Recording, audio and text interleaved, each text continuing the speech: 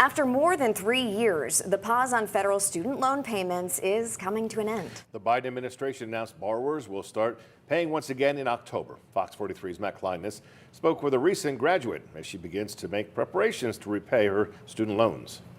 Tens of millions of Americans will soon be required to resume monthly payments on student loans. This week, the Biden administration announced the first student loan payments will be due in October after extending the pause 9 times. I think with it being pushed back so many times, there was kind of a feeling like it was never actually going to come to start again. Hannah Willow is a recent York College graduate with around $32,000 in federal student loans. She says the pause allowed her to save enough money to pay some of her private loans and buy a house. With debt payments restarting and the fate of the president's student loan forgiveness plan up in the air, Willow says it's a stressful situation. It almost feels like the fate of our finances are always in someone else's hands, not in ours.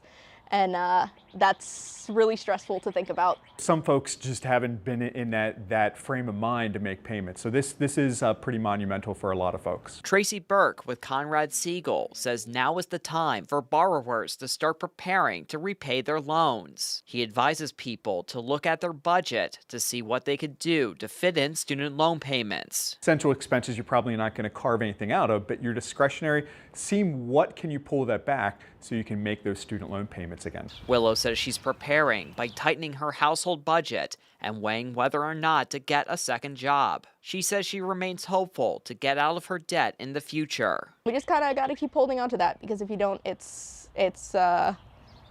really weighs on you. Matt Kleinden's Fox 43 News.